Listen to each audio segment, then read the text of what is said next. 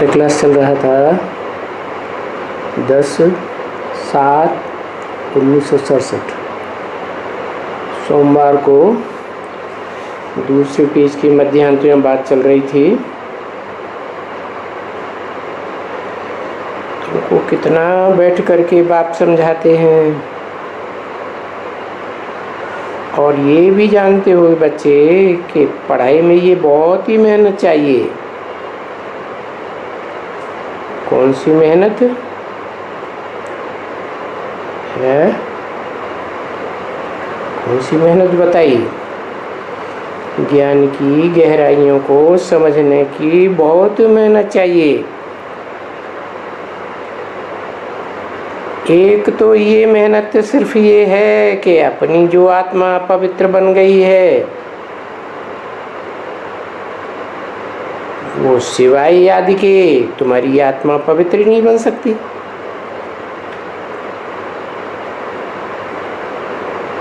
और याद करने के लिए कौन चाहिए? जिसकी याद से आत्मा पवित्र बन जाए।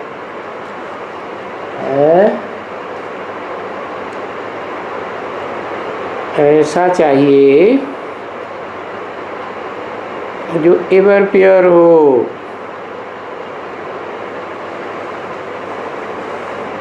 एवर प्योर दुनिया का वासी हो।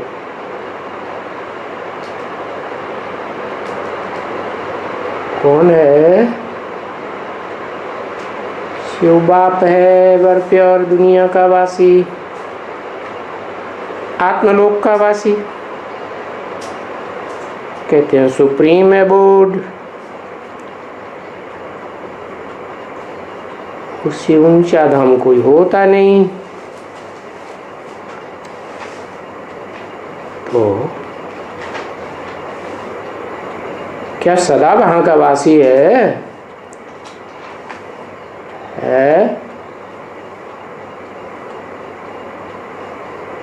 अरे नाम है सदाशिव, तो सदा का वासी होना चाहिए ना। है? अरे सदा का वासी है? नहीं है, सदावासी है। अच्छा, फिर ये पति दुनिया में आने की क्या दरकार है जो सदा काल के लिए पवित्र धाम का वासी है?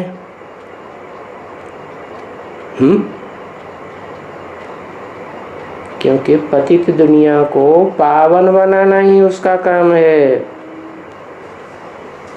तो पावन कैसे बनाता है? क्या चीज है उसके पास पावन बनाने की? है जैसे सुनार होते हैं, सोने को पवित्र बनाते हैं, तो उनके पास क्या होता है जो पवित्र बनता है सोना? अरे क्या होता है? अच्छा, सोनार लोगों के पास अखूट भंडार होता है। काहे का अखूट भंडार होता है?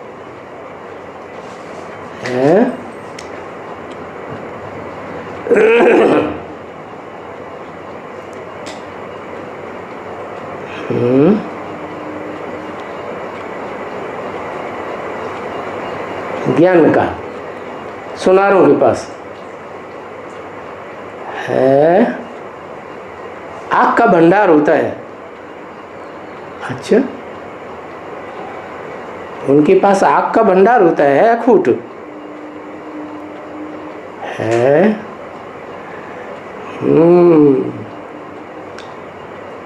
बताया योग से पवित्र बनती है आत्मा। है तो एक होती है योगाग्नि और एक होती है कामाग्नि। कामाग्नि से आत्मा अपवित्र बनती है और योग अग्नि से पवित्र बनती है। काम अग्नि कहाँ से शुरू होती है?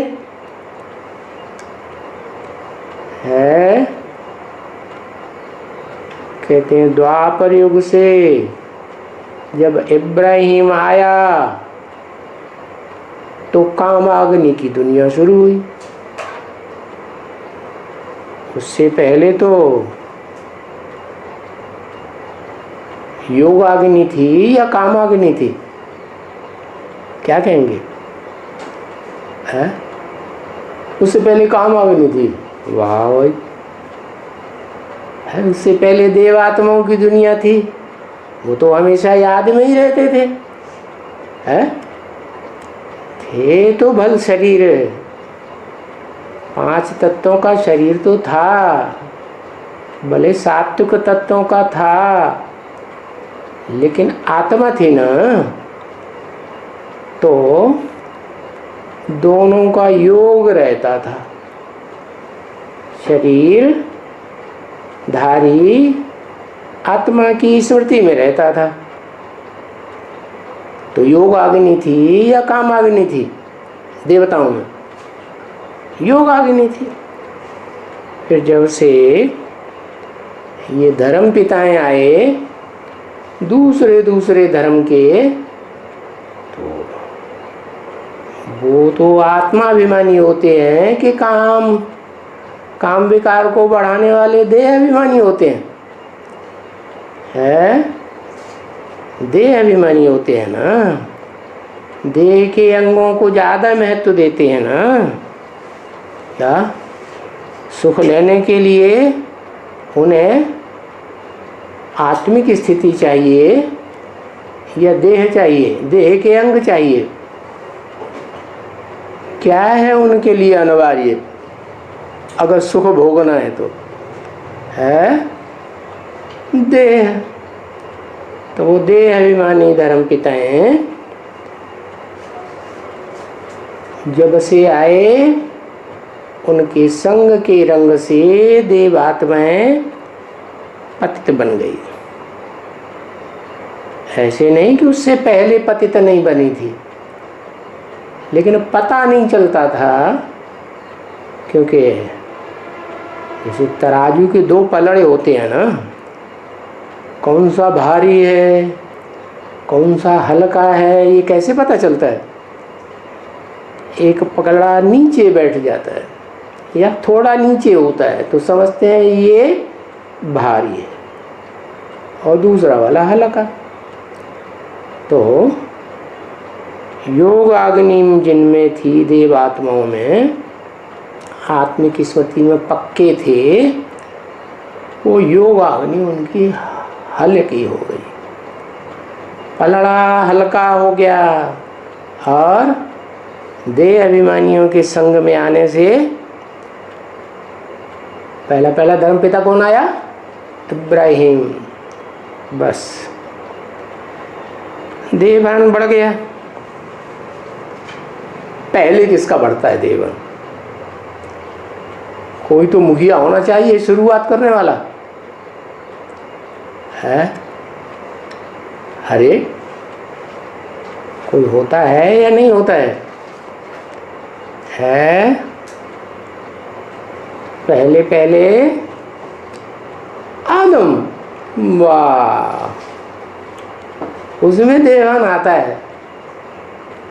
अच्छा, मुसलमान लोग तो कहते हैं कि आदम और हव्वा को अल्लाह मियाँ ने जन्नत में भेजा, ताकीद कर दिया था कि ये ऐसे नहीं करना, तो उन्होंने वैसे ही कर लिया।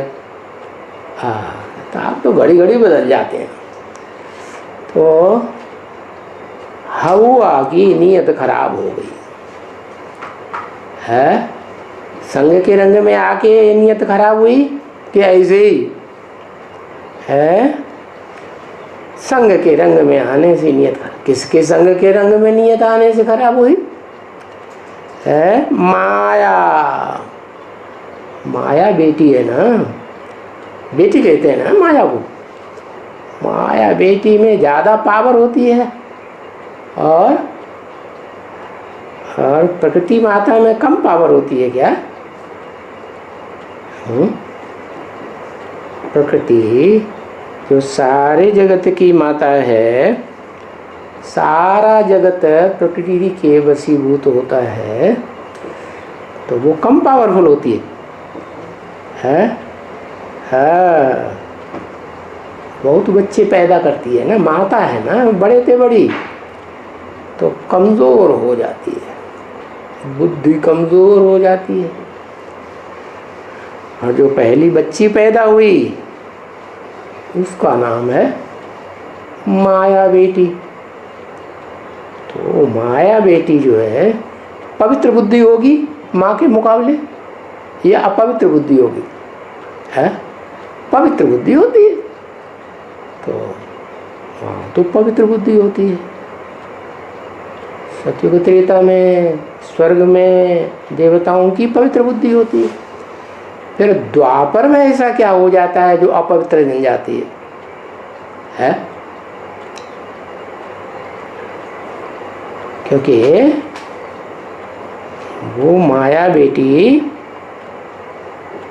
जब इस सृष्टि पर देव आत्माएं उतरती हैं तो ऊपर से आने वाली आत्मा पावरफुल को पकड़ेगी या कमजोर को पकड़ेगी?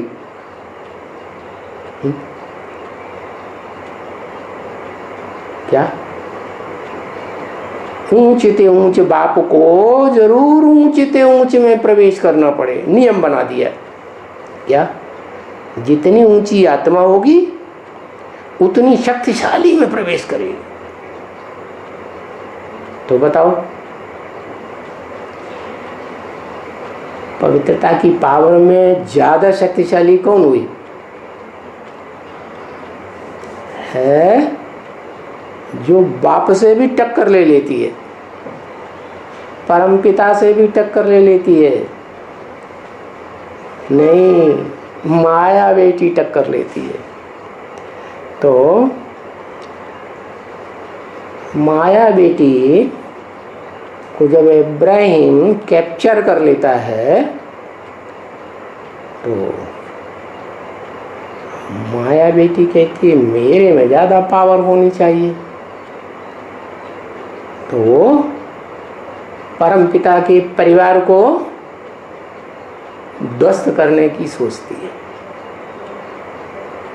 क्या? मैं दुनिया का मालिक बनूंगी, कंट्रोलर बनूंगी? है, ये जो परिवार है दुनिया का, इसका कंट्रोलर कमजोर को बनना चाहिए या पावरफुल को बनना चाहिए? है, किसको बनना चाहिए? पावरफुल को बनना चाहिए।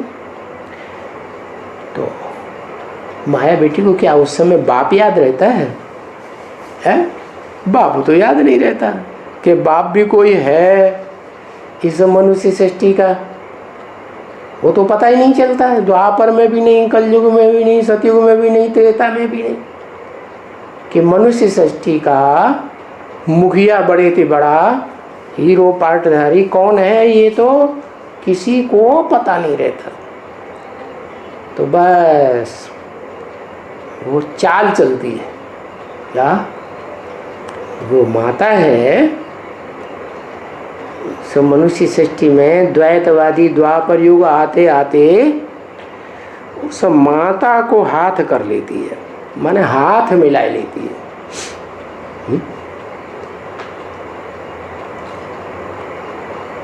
यह हाथ मिलाने की जो परंपरा है वो कहाँ से शुरू हुई है? ये माया बेटी जो है ना, ये बुद्ध रूपी हाथ मिलाती है। कहाँ से शुरुआत करती है? वो किससे बुद्ध रूपी हाथ मिलाती है?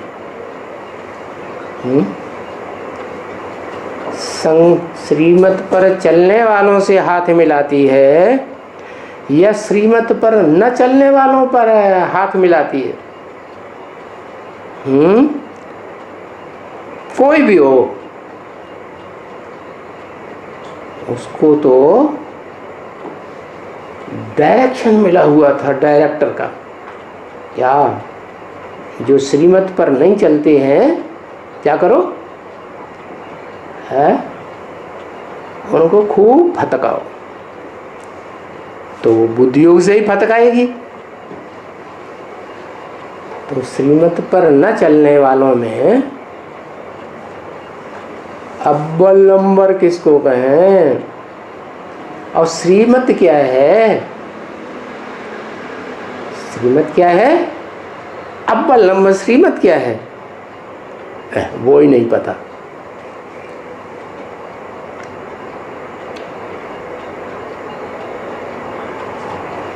अव्वल नंबर श्रीमत है पवित्रता।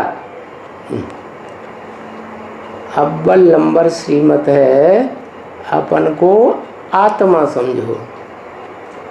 क्या पहली श्रीमत क्या है? अपन को पहली पढ़ाई है। तो जो प्रकृति है वो तो 5 तत्वों का संघात है। 5 तत्व जड़ हैं या चैतन्य है? जड़त्वमयी है ना। तो प्रकृति जो स्वरूप है वो जड़ बुद्धि है, इसलिए आत्मिक स्वरूप को सबसे पहले भूल जाती है। क्या? और देहभानी सबसे जास्ती होने के कारण शक्ति क्षीण हो जाती है आत्मा की, या बनी रहती है? क्षीण हो जाती है। तो कमज़ोर देख करके माया उस प्रकृति माता को हाथ कर लेती है। तो बताया अब किससे योग लगाएंगे? ये तो बता दिया कि माया क्या है? माया है कमजोरी। क्या? ऊपर से आने वाले धर्म पिता हैं, भले पावरफुल आत्माएं उतरती हैं परम धाम से, लेकिन कोई में भी प्रवेश कर सकती है क्या? कोई में भी, कोई को भी कैप्चर कर सकती है क्या? नहीं। जो कमजोर होगा उसी को कैप्चर करेंगी ना, है? और ये भी देखेगा कि मेरे टक्कर की है कि नहीं। तो किस बात में कमजोरी देखी और किस बात में पावरफुल देखी है?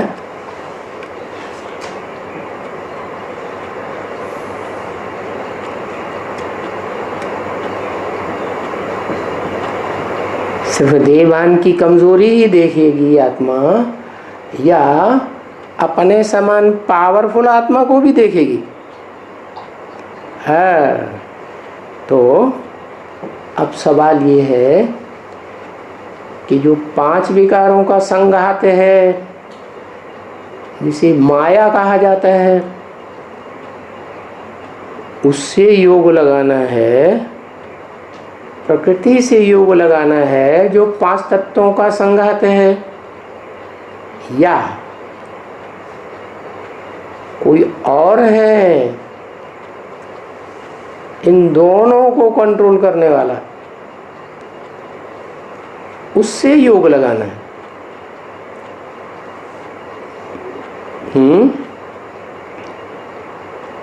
एक ही अक्षर में, हाँ नहीं। द्वापर कलयुग में तो सब अज्ञानी होते हैं, क्योंकि मुख से कहते हैं शिव बाबा भारत में खास, लेकिन जिसको शिव बाबा कहते हैं उसको जानते हैं वो क्या है? एक है कि 2 है? एक शरीर है कि 2 शरीर हैं? एक आत्मा है कि 2 आत्मा है? कुछ जानते हैं? कुछ भी नहीं जानते। तो वो तो जब आएगा मुसलमान उसका नाम ही देते हैं खुदा। जब वो खुद आएगा, बुलाने से तो आता नहीं, फिर भी मुसलमान 4-5 बार दिन में बुलाते रहते हैं, याद करते रहते हैं। तो वो बुलाने से नहीं आता है, जब आता है तो खुद आता है। और कब आता है? जब ये सारी दुनिया देह अभिमानी धर्म पिताओं से अच्छे से प्रभावित हो जाती है, खास भारतवासी, तब आता है। और आता है तो जैसे धर्म पिताएं पावरफुल को पकड़ते हैं, ऐसे वो भी किसको पकड़ेगा?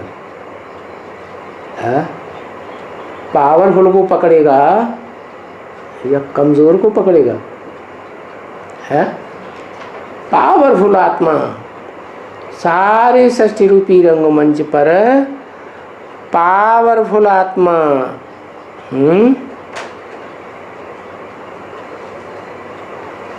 क्या लिखा पता नहीं। वो पावरफुल आत्मा को जानता है क्या? जिसको मैंने कल पहले पावरफुल बनाया था, सबसे जास्ती पावरफुल। और पावर क्या है? पावर क्या है? योग की पावर पहले है या ज्ञान की पावर पहले है? ज्ञान को भी तो बल कहा जाता है, योग को भी बल कहा जाता है। तो दोनों में ज्यादा पावरफुल क्या है?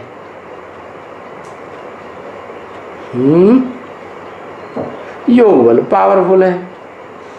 तो वो किसको पकड़ता है, किसको कैप्चर करता है? किसमें प्रवेश करता है? धर्म पिताओं का भी मालूम पड़ गया कि वो पावरफुल आत्मा में प्रवेश करते हैं। हाँ, जो योग लगाने में कल पहले भी सबसे तीखी आत्मा थी, उस योगीश्वर को ही पकड़ता है।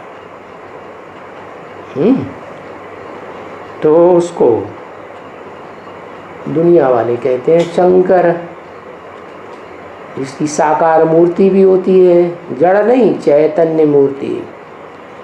और उसका नाम शिव के साथ ही जोड़ा जाता है। तो लोग ये समझ लेते हैं कि शिव और शंकर एक ही है, क्योंकि आत्मा का तो उन्हें पता ही नहीं है, देह का पता है। कल पहले भी उन्होंने इस देह को ही याद करके मुक्ति, जीवन मुक्ति पाई थी क्या? आत्मा तो सूक्ष्म होती है ना, लेकिन जो देह अभिमानी होते हैं उनको आत्मा सूक्ष्म ज्योति बिंदु को याद करना कठिन होता है या सहज होता है? कठिन होता है ना। तो वो उस याद में तो टिके ही नहीं सकते। खास करके जो द्वैतवादी द्वापर युग से आत्माएं आती हैं, वो अपन को आत्मा समझने में भी मुसीबत उनको है। तो आत्मा सभी फिर बहुत मुसीबत से उस स्थिति में टिकती है, अपनी आत्मा की स्मृति में। तो फिर आत्माओं का जो बाप है उसकी स्मृति तो कठिन है। क्यों? कि वो किस में आता है ये पहचानना ही तो सबसे बड़ा ज्ञान है। क्या ज्ञान क्या है? ज्ञान माने जानकारी, पहचान। किसकी पहचान? कहते हैं खुदा निराकार है, निराकार की कैसे पहचान होगी? है कैसे पहचान होगी? अरे निराकार साकार तन में आएगा तभी तो पहचान होगी। तो कैसे पहचानेंगे? दुनिया में ये प्रत्यक्षता रूपी जन्म भगवान का कैसे होता है? बता दिया। जो देखे है। जो दो शब्द भी सुने तो देखने और सुनने मात्र से ही बुद्धि में बैठ जाए क्या ये इस दुनिया की सबसे जास्ती पावरफुल सोल है। नाम तो सुना है सभी ने, दूसरे देश वाले दूसरे धर्म वालों ने भी सुना कि धर्म पिताएं बड़े पावरफुल होते थे, दुनिया की बड़ी बड़ी कंट्री को अपने अंडर में कर लेते थे। लेकिन उसमें क्या ऐसी स्टेज देखते हैं सुप्रीम सोल में जिसमें आता है, उसको कैसे पहचान लेते हैं? सुप्रीम सोल तो निराकार शिव ज्योति बिंदु, उसको पहचानना कैसे होता है? क्या खासियत, क्या चीज है जिससे उन्हें पहचान हो जाती है? सभी दुनिया वालों को पहचान हो जाती है कि ऐसी स्टेज तो और किसी की नहीं हो सकती है। 16,000 के आधार पर पहचानते हैं। अरे 16,000 का तो हिसाब किताब राजाओं से कनेक्शन है क्या? 16,000 जो हैं वो 108 राजाओं को प्रत्यक्ष करने वाली विशेष आत्माएं हैं। और राजाओं की राजाई तो चलती है कलयुग के अंत तक। तो उन राजाओं को इस दुनिया में प्रत्यक्ष करने वाली या प्रत्यक्ष करने की शूटिंग करने वाली कलयुग के अंत की आत्माएं होंगी। 16,000 आत्माओं को राजाओं को के सत्युग त्रेता में होंगी।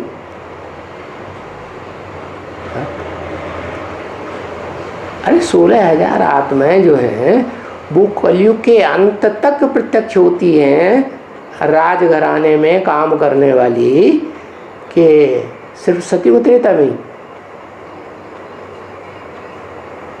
अरे राजाई है ना, राजाई किससे मिलती है? धर्मपिताएं तो कोई राजाई का ज्ञान दे नहीं सके, वो तो आधीन बनाने वाले हुए। तो राजाई का ज्ञान किसने दिया? अरे राजाई का ज्ञान देने वाला है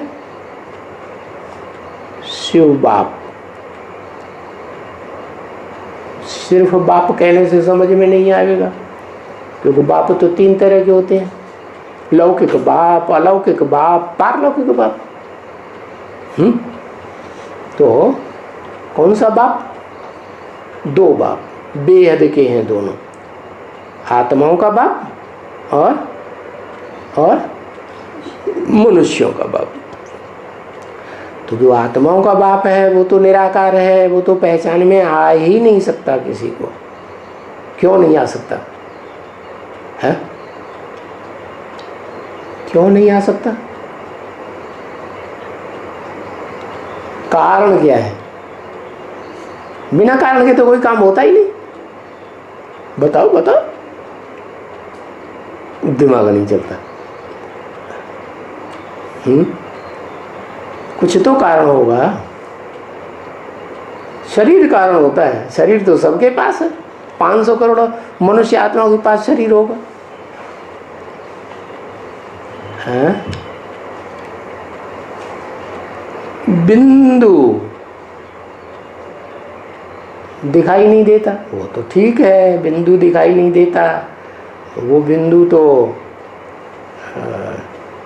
देवात्माओं को भी नहीं दिखाई देता जब तक उन्हें पहचान न दी जाए, और मनुष्यों को भी नहीं, ऋषि मुनियों को भी नहीं, राक्षसों को भी नहीं। वो तो ठीक है। तो जो दिखाई नहीं देता तो धर्मपिताओं को कैसे पहचान लेते हैं जो उनके पीछे पीछे भागने लगते हैं? भागते हैं कि नहीं? कैसे पहचान लेते हैं? अरे लो,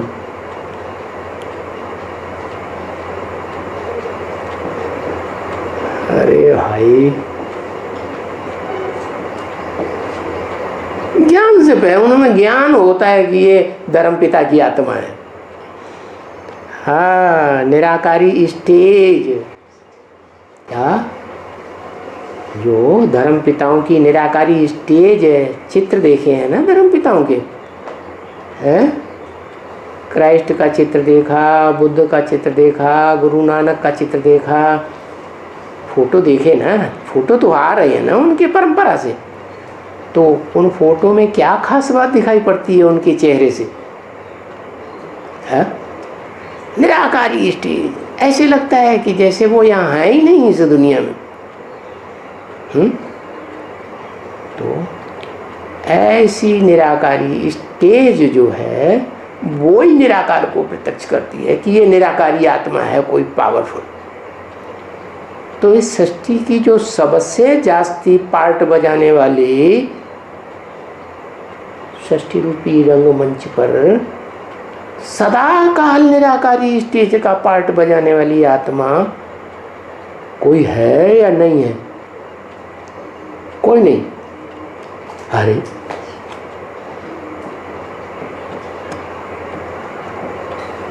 है, शंकर सदा काल निराकारी स्टेज में रहता है। माने भागीदार का जन्म लिया तब भी वो निराकारी स्टेज में था, लड्डू।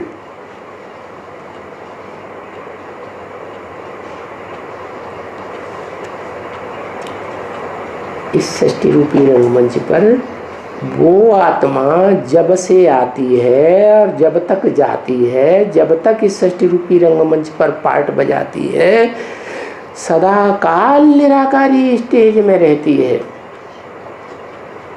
जिस मुकर्रर रथ में आती है तो उसे भी निराकारी बना देती है, लेकिन प्रैक्टिस करनी पड़ती है।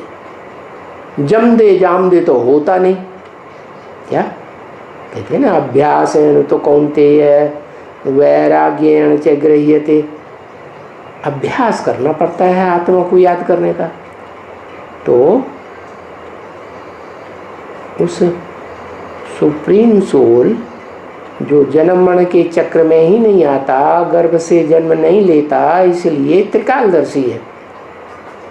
तीनों काल का ज्ञाता होने से उसे पता है कि सृष्टि रूपी रंगमंच पर कौन सी वो आत्मा है हीरो पार्टधारी, जिसने जन्म जन्मांतर हीरो का पार्ट बजाया। जन्म जन्मांतर हीरो का पार्ट बजाया, हीरो का पार्ट बजाया। क्या हर जन्म में सम्राट बनती रही क्या? है महाराजा बनती रही होगी क्या?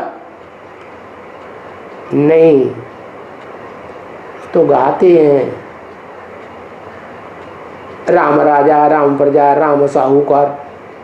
माना जिस रूप में भी वो जो पार्ट बजाएगी तो राजाओं में भी सबसे श्रेष्ठ पावरफुल पार्ट बजाएगी, और प्रजा वर्ग में भी पावरफुल पार्ट बजाएगी, और दास दासी बनेगी तो भी पावरफुल पार्ट, चंडाल बनेगी तो भी है।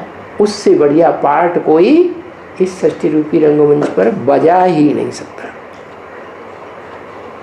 हर हालत में हीरो। तो ऐसी आत्मा जो पार्टधारी है, हर प्रकार के पार्ट में, हर प्रकार के संबंध में श्रेष्ठ पार्ट बजाने वाली, वो उसकी नजर में है। किसकी नजर में?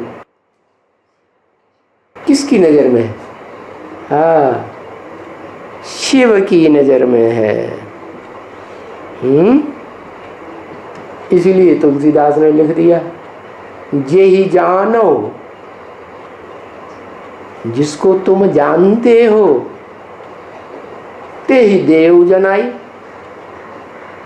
उसको तुम जानकारी दे देते हो। क्या जानते हो? जानते हो कि यही आत्मा इस सृष्टि रूपी रंगमंच बहुत पावरफुल है। तो उसको आकर के जनाई माने जानकारी दे देते हो। क्या जानकारी? उसकी आत्मा की जानकारी कि तुम देह नहीं हो। क्या हो? तुम आत्मा हो। और ऐसे भी नहीं, क्या जो दुनिया में कहते हैं शिवोहम ब्रह्मास्मि, वो कोई दुनिया में देवताएं हों चाहे दैत्य हों मनुष्य हों, ऐसे होता है क्या? सच्चा कहते हैं क्या शिवोहम? है क्या उनमें शिव होता है? होता ही नहीं, तो शिव हम कहना ही बेकार है। आत्मा सो परमात्मा, क्या सभी आत्माएं सो परमात्माएं होती हैं? नहीं होती। ब्रह्मास्मि, अरे ब्रह्मा विष्णु शंकर ये जो 3 नाम हैं त्रिमूर्ति देवताओं के, वो तो है ही सृष्टि के आदि के नाम। तो कोई ब्रह्मा कैसे हो सकता है? ब्रह्मास्मि, मैं ब्रह्मा हूं। अरे तो सारी सृष्टि को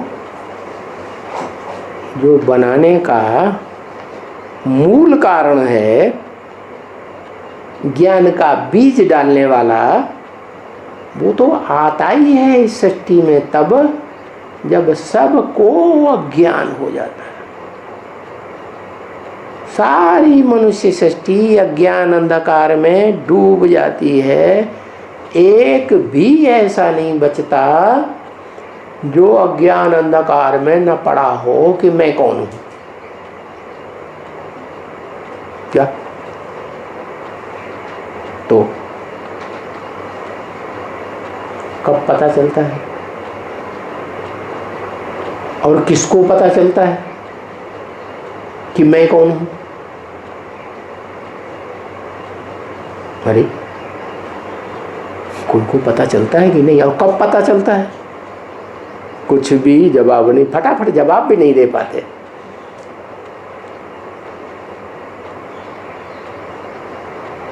अरे इतने साल हो गए पढ़ाई पढ़ते पढ़ते हैं।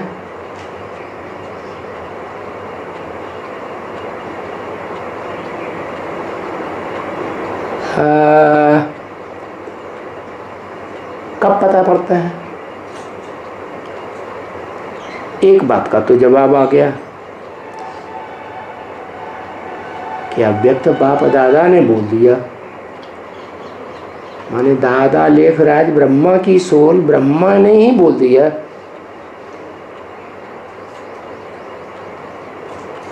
आखिरी स्टेज का ब्रह्मा या फर्स्ट स्टेज का ब्रह्मा है? आखिरी स्टेज का ब्रह्मा के द्वारा जब 5 मुख पार्ट बजाए लेते हैं तो आखिरी स्टेज का भी क्लियर होगा ना। तो वो पंचमुखी ब्रह्मा के द्वारा बता दिया क्या, जिसके द्वारा वेद मुख से निकले। क्या क्या किताबें निकली छपी हुई? नहीं, जैसे धर्मपिताओं ने आके ओरली ज्ञान सुनाया, ऐसे ही ब्रह्मा के मुख में प्रवेश करके वो शिव बाप ज्ञान सुनाते हैं। तो ब्रह्मा जो अनेकों के नाम हैं, उनमें जो लास्ट ब्रह्मा है, उस ब्रह्मा में प्रवेश करके सारे वेद शास्त्रों का सार सुनाया। और उस सार को, ज्ञान के सार को कौन पकड़ेगा? है? अरे कोई पकड़ेगा कि नहीं पकड़ेगा? पहले कौन पकड़ेगा? है? पहले कौन पकड़ेगा? कोई पकड़ेगा कि ऐसे ही सुनाता ही रहेगा जिंदगी भर? और कहाँ से जिंदगी भर सुनाता रहेगा? आदम कैसे पता चले कौन आदम है? आदम को तो धर्म पिताएं भी भूल गए। आदम आदम करते रहते हैं, आदम एडम है। जैनी लोग कहते हैं आदिनाथ, बोलते रहते हैं, जानते तो है ही नहीं है कौन। आदि में होगा तो अंत में भी होगा, आदि अंत में होगा तो मध्य में भी होगा। और सारी सृष्टि पे पार्ट बजाने वाला होता है। तो कैसे पता चलता है? हा? अरे राम राम, अटक जाते। अरे ज्ञान से पता चलता है। जो ज्ञान और जो ज्ञान की गहराई, ज्ञान का सार है ना, बिंदु आत्मा, तो उस सार को कौन पकड़ेगा? जो उस मनुष्य सृष्टि का सार बीज होगा वो ही पकड़ेगा ना। तो मनुष्य सृष्टि का सार या बीज सब धर्म वाले मानते तो हैं, आदम है, लेकिन वो कब होता है ये पता नहीं। तो बताया कि 5 दिसंबर को वो आत्मा संपूर्ण स्टेज में टिक जाती है। कैसी संपूर्ण स्टेज? निराकारी स्टेज। संपूर्ण का मतलब ये नहीं कि सदाकाल निराकारी, बस ज्योति बिंदु स्टेज बन जाती है। पहले तो अल्पकाल की ही बनेगी। तो जो भी ज्योति बिंदु स्टेज बनी, तो शिव बाप जो निराकार आत्माओं का बाप है, उसको उसका मेल होगा या नहीं होगा? है? उससे पहले होता है या बाद में? उससे पहले मेल नहीं हुआ? हुआ?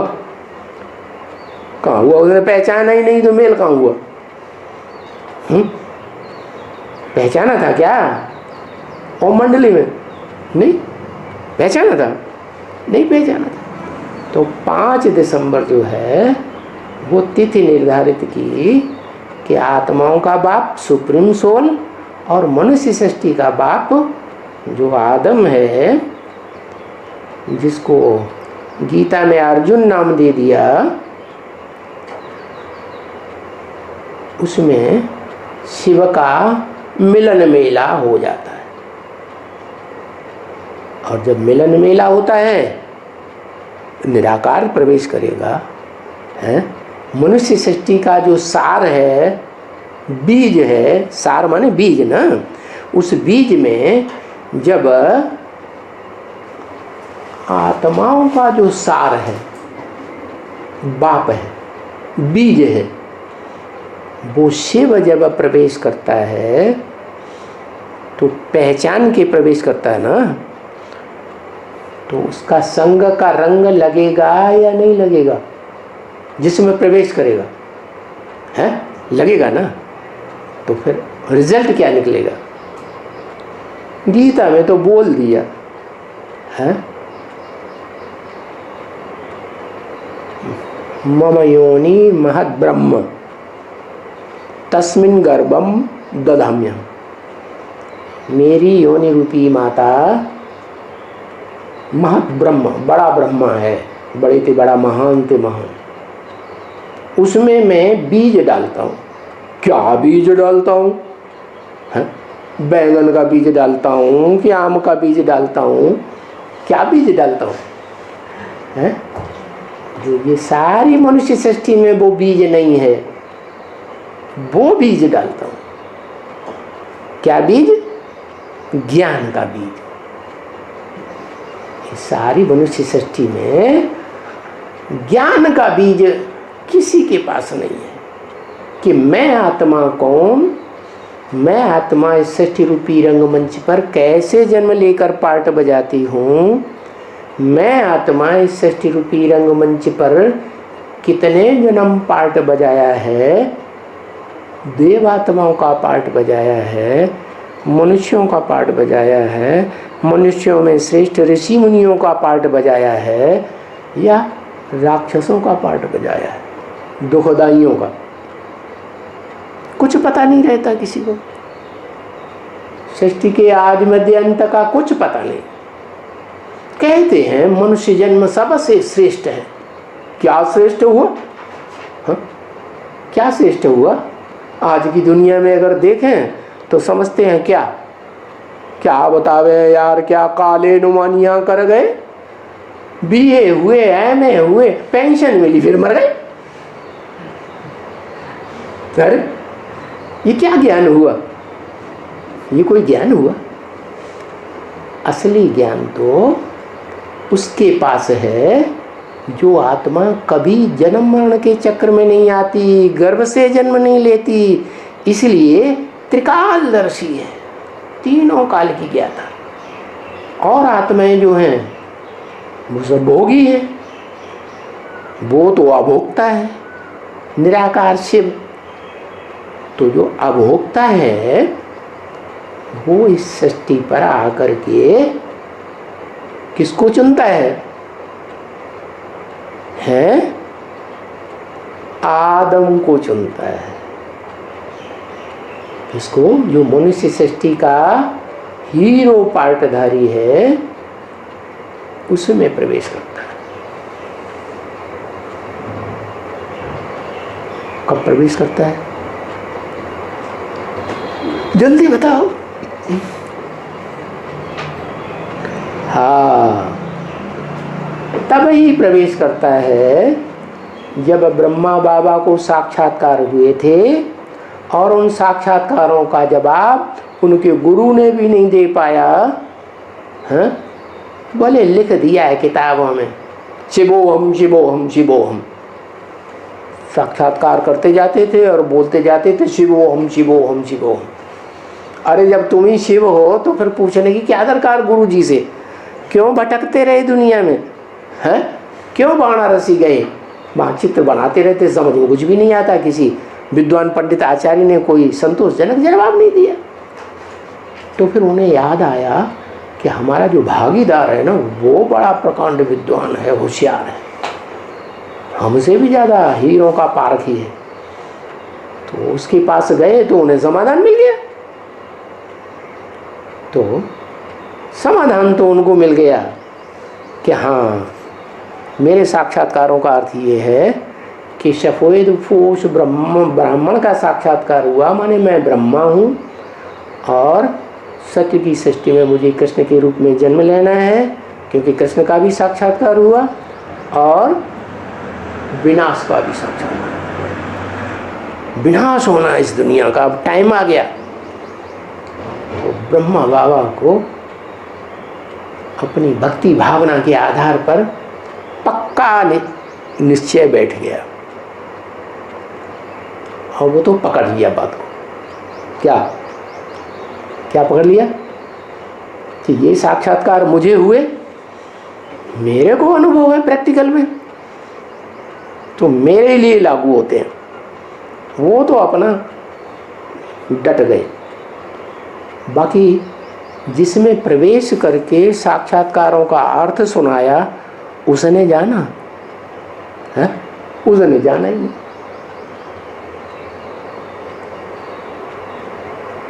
क्या नहीं जाना?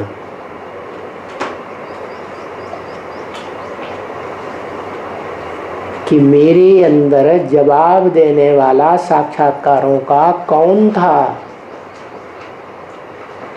वो नहीं जाना। और कब तक नहीं जाना?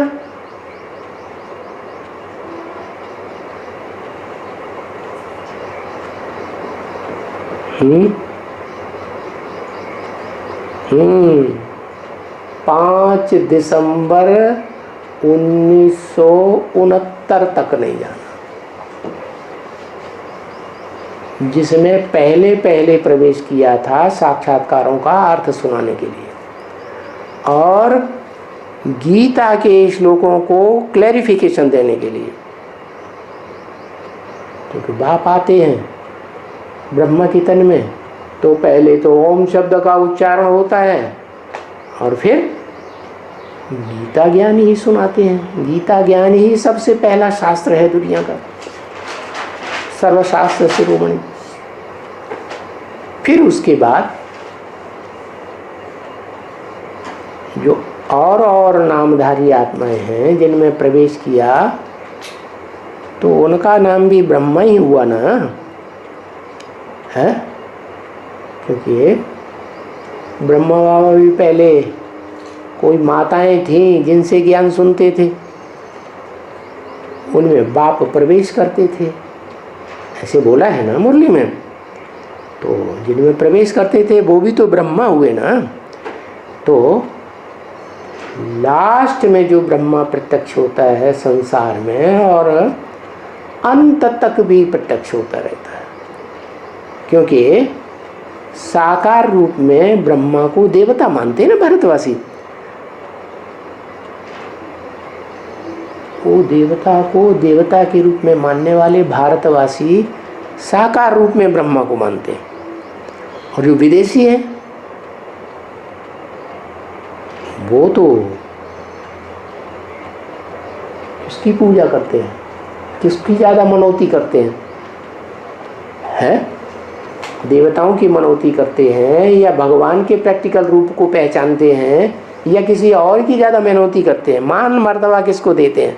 निराकार को मान मर्तबा देते हैं। उसको बिंदी है, उसको कैसे पहचानेंगे जो मान मर्तबा देंगे? है क्या मान मर्तबा दिया जाता है ना? है जैसे भारत में माँ बाप अपनी बेटी को किसी को सौंपते हैं, शादी कर देते हैं, तो जिसके साथ शादी करते हैं उसको बहुत मान मर्तबा देते हैं ना, पाँव छूते हैं, मान मर्तबा दिया ना, बहुत चिरौरी करते हैं ना, अच्छे से बातें करते हैं ना, उनके साथ बारात में भी जो आते हैं उनसे भी बड़े मान मर्तबे से बात करेंगे। तो निराकार को पहचानने वाले धर्म पिताएं कैसे मान मर्तबा देंगे बिंदी को, निराकार को? देंगे? नहीं दे सकते। तो किसको मान मर्तबा देते हैं? जो प्रैक्टिकल पार्ट भी बजाते हैं। अरे राम राम राम राम राम, भाई हमें क्या मालूम, आदम को मान मर्तबा दे। आदम वो तो भूले हुए हैं, पूरा ही कह देते हैं आदम आदम आदम। नाम और बदनाम कर दिया दुनिया में। कि जो अल्लाह ताला ने मना किया था वो ही काम आदम ने कर लिया है, सत्यानाश कर दिया बेचारे का। तो मान मर्तबा देना होगा। अरे भाई, फरिश्ताओं को भूत प्रेतों को मानते हैं, और वो भूत प्रेत प्रवेश भी करते हैं। प्रवेश करके प्रैक्टिकल पार्ट बजाते हैं कि नहीं? नहीं बजाते? बजाते। तो वहाँ तक उनकी पहुँच है। इसलिए ब्रह्मा बाबा जब शरीर छोड़ देते हैं, सूक्ष्म शरीर धारण करते हैं, तो वो ही मुसलमानों में गाए जाते हैं जब्राइल। कैसा? आयल माने ऊर्जा, आयल माने ऊर्जा, और जबर माने जबरदस्त आयल। जैसे तेल होता है ना, तो ऊर्जा होती है। डीजल का तेल होता है, पेट्रोल होता है ना, केरोसिन होता है, पावर होती है ना। केरोसिन से भी स्टोव जलते हैं ना खाना बनाने के, है ना। तो वो पावर है, नंबरवार तेल कहा जाता है। बढ़िया से बढ़िया तेल होता है दुनिया में कौन सा? जो हवाई जहाज में डाला जाता है, बहुत बढ़िया रिफाइन तेल। और उससे भी बढ़िया उसमें डाला जाता होगा जो ऊपर सैटेलाइट छोड़ते हैं ना, है, जिसके द्वारा छोड़ते हैं, वो ज़्यादा तीखा ले जाने वाला पावरफुल होता है ना यंत्र। क्या? हाँ, तो सबसे जबरदस्त आयल उसे बता दिया। किसे? है? हाँ, ब्रह्मा वाली आत्मा जब शरीर छोड़ देती है तो उस जबराइल को ही मानते हैं। ब्रह्मा कुमार कुमारियों से पूछो तुम किसको भगवान मानते हो, तो कहेंगे सूक्ष्म शरीरधारी फरिश्ता है और प्रैक्टिकल पार्ट बजाता है प्रवेश करके, हम उसको ही मानते हैं। तो कौन से धर्म में कन्वर्ट होने वाले हुए? हाँ?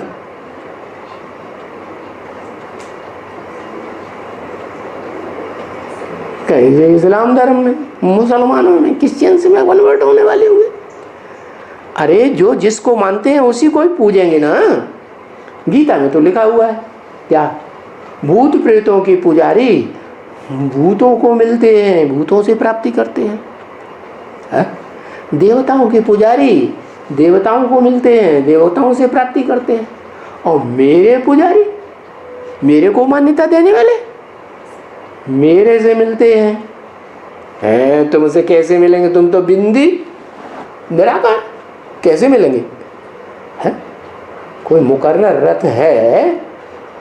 भले ब्रह्मा ढेर हैं जिनके तन में प्रवेश करते हैं, उनका नाम ब्रह्मा तो देते हैं, लेकिन कोई पहला नंबर होगा ना, महत ब्रह्म, तो जिसको परम ब्रह्म भी कहते हैं, सबसे ऊंचा, इस सृष्टि में पार्ट बजाने वाला,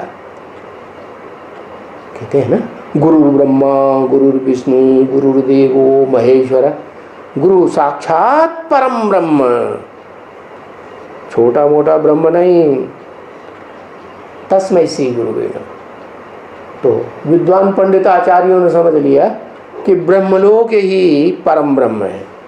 अरे वो ब्रह्मलोक तो सुप्रीम सोल के परमानेंट रहने का स्थान है, लेकिन इस सृष्टि पर भी वो जिसमें प्रवेश करता है वो भी परम ब्रह्म की स्टेज को धारण करता है। जैसे परम धाम, सुप्रीम एबोर्ड, अर्श, जहाँ आत्माएं रहती हैं, उतरती हैं इस सृष्टि पर पार्ट बजाने के लिए, तो वो परम धाम, ब्रह्मलोक, सुप्रीम एबोर्ड, अर्श, वो तो परमानेंट है ही है। जहाँ शिव की सोल परमानेंट रहती है और इस सृष्टि रूपी रंगमंच पर पार्ट बजाने वाली मनुष्य आत्माएं, देव आत्माएं भी वहाँ रहती हैं और नंबरवार उतरती हैं। इसीलिए दुनिया की आबादी बढ़ती है। क्या हमेशा बढ़ती है कि घटती भी है? कभी हमेशा बढ़ती है। तो कहाँ से आती है ये आत्माएं? जरूर कहीं से आती है ना। तो जहाँ से आत्माएं आती हैं वो तो है आत्माओं के रहने का स्थान। और इस सृष्टि रूपी रंगमंच पर जोड़ी कीड़े मकोड़े प्राणी मात्र हैं, सबकी आत्माओं के पार वो आत्माओं के रहने का स्थान है। बिंदु बिंदु आत्माएं वहीं रहती हैं। लेकिन कुछ ऐसी आत्माएं हैं जो इस सृष्टि रूपी रंगमंच पर सदा काल पार्ट बजाती है। सृष्टि के आदि से लेकर, क्या कल्पांत काल में आता है ना शिव, तब से लेकर और जब तक कल्पांत होता है महाविनाश सृष्टि का,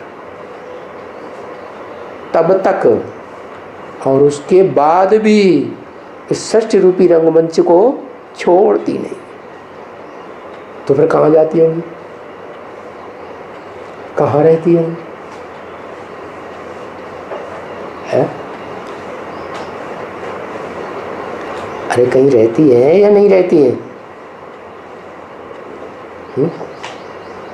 हाँ, मुकर्रर रथ है जो पुरुषार्थ करके एकदम उसकी नस नस में ज्ञान भर जाता है, उसके अणु अणु में, क्या शरीर के अणु है ना पंच तत्वों के, अणु अणु में रोशनी भर जाती है, योगाग्नि भर जाती है।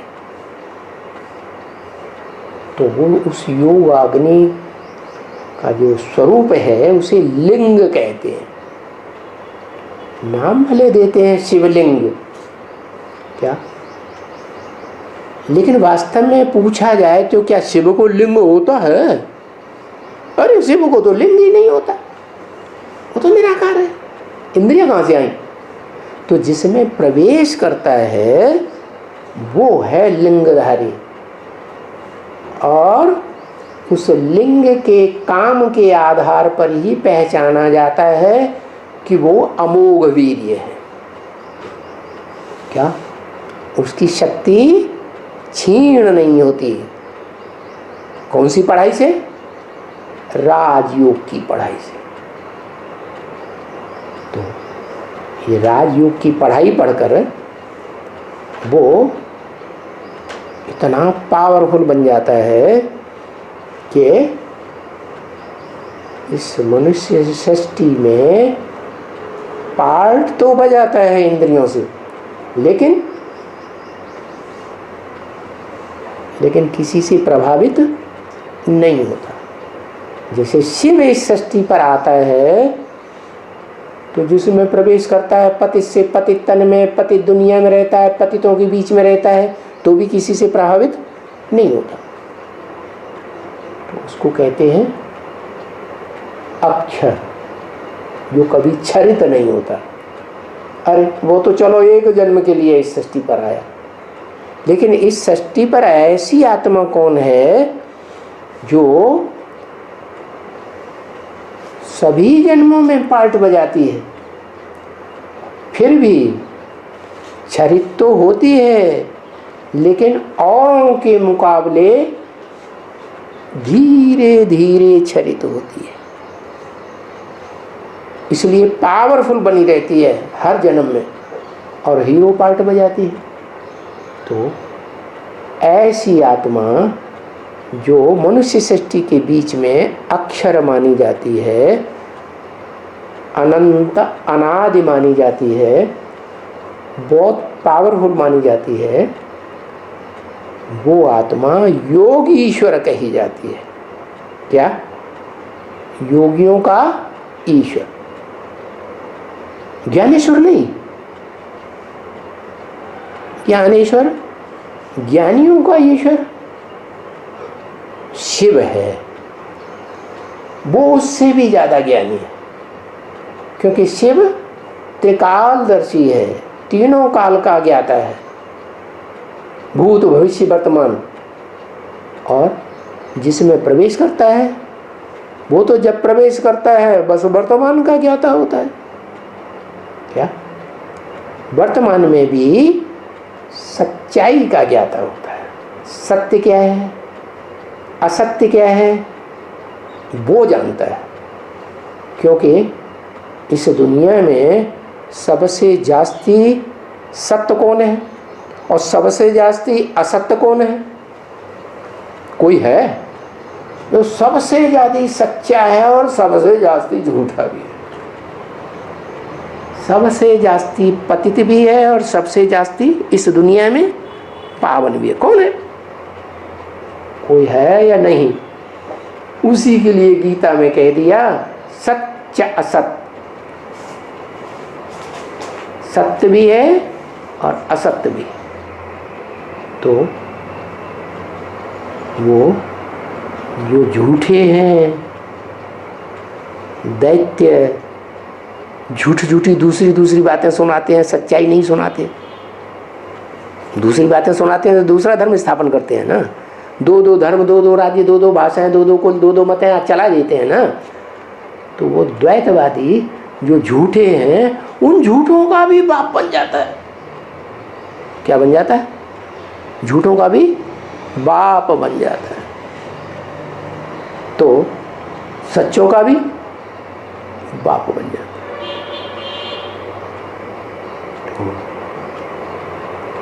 उसमें अच्छे से अच्छी पावर भी भरी हुई है और बुरे से बुरी पावर भी भरी हुई है। इसलिए वो असुरों को भी मान्य है इस दुनिया में। शास्त्रों में लिखा है कि ऐसा एक ही देवता है जिसको राक्षस भी मानते हैं, दैत्य भी मानते हैं, मनुष्य भी मानते हैं, ऋषि मुनि भी मानते हैं, देवताएं भी मानते हैं। क्या? वो एक ही है इस दुनिया में जिसको सब मानते हो। तो वो ही है इस मनुष्य सृष्टि का बाप, जिसका नाम शिव के साथ जोड़ा जाता है, शिव शंकर। उस शिव को सारी दुनिया मानती है। देवताएं भी निराकार को मानते हैं, साकार को भी मानते हैं। मानती है कि नहीं? और जो राक्षसी आत्माएं दुख देने वाली हैं वो भी निराकार को मानते हैं। तो निराकार को तो सब मानते हैं, लेकिन इस सृष्टि पर भी कोई ऐसी पार्टधारी आत्मा है जिसको सब मानते हैं। कैसे मानते हैं? है? ऐसे कोई थोड़े ही किसी को मान लेता है। कोई राजा है, कोई राजा तो स्वाभिमानी होते हैं ना, उनसे अरे क्या तुम्हारी राजाई है, क्या तुम राजा हो, हमारा राजा देखो कितना पावरफुल है, देखे कैसे पावरफुल है। तो क्या करेगा, आक्रमण करेगा ना, लड़ाई करेगा ना, तो बस युद्ध होता है, और युद्ध में जो जीत जाए वो ज़्यादा पावरफुल। तो ऐसे ही एक आत्मा षष्ठी रूपी रंगमंच पर है, जो महाविनाश काल में सभी आत्माएं एक दूसरे से लड़ती हैं, संघर्ष होता है सबका सबके साथ, सबके विचार किसी से एक दूसरे से पूरे मिलते ही नहीं। क्या तो मिलते हैं? क्यों? महागौरी लक्ष्मी के नहीं मिलते होंगे? है? मिलते हैं।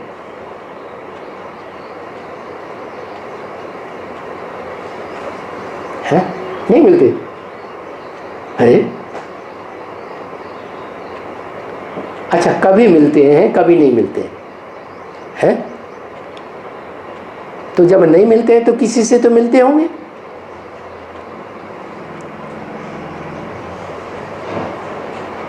है?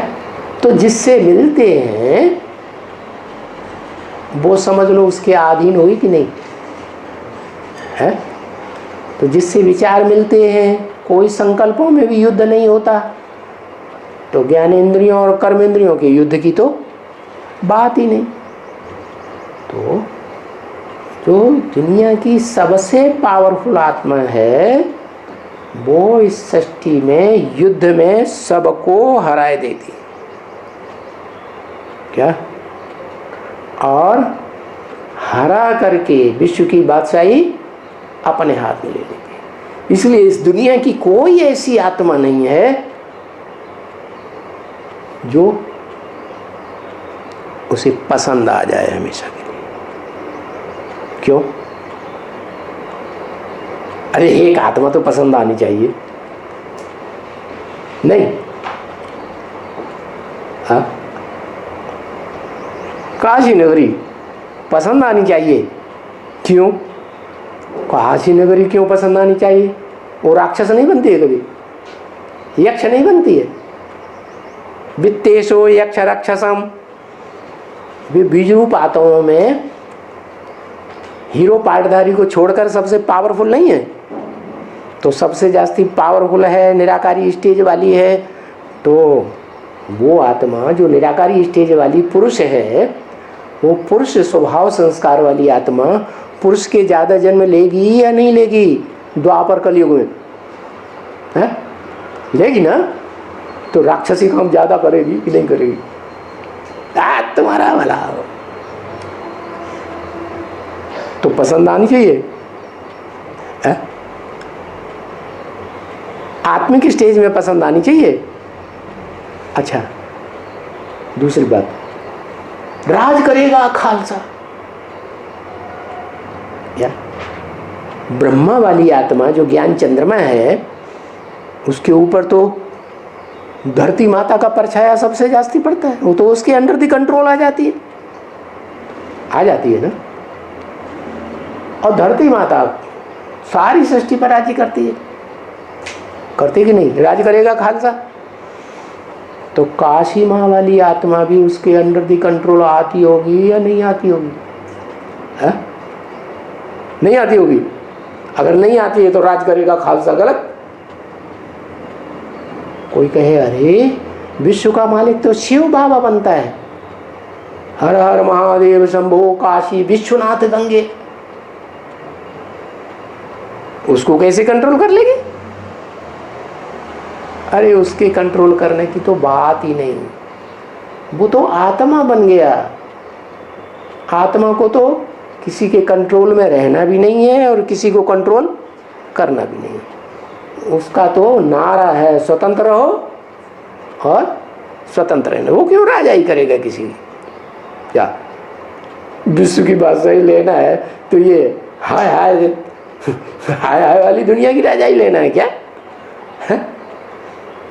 अरे विश्व की बादशाही लेना है तो बढ़िया से बढ़िया दुनिया की लेनी है, जहाँ वाह वाह वाह वाह के सिवाय कुछ होता ही ना हो। है जो मुसलमान हैं, जो क्रिश्चियन हैं, वो भी वाह वाह करते हैं, जन्नत, आहा क्या हेवन, कितना मान देते हैं। तो उस दुनिया की बादशाही करने में ज़्यादा मज़ा है या ये हत्यारी दुनिया, हत्या करने वाले, उनमें ज़्यादा मज़ा है, दुख देने वालों में नहीं। वो तो राजाई पसंद ही नहीं करती। हाँ, राजाई की जिसे चाह होती है क्या, क्योंकि द्वापर युग से क्या हो जाता है, प्रकृति माता को, धरणी माता को सब पॉल्यूट करते हैं कि उसके अंडर में चलते हैं, पॉल्यूट करते हैं। तो उसे राजाई तो कभी मिली नहीं क्या, तो उसे आस रहती है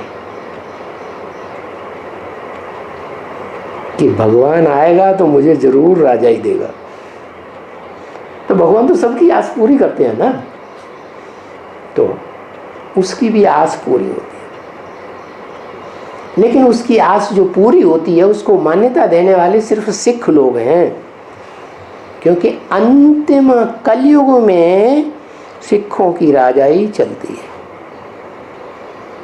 कौन राजा हुआ? रणजीत सिंह। कितने साल पहले?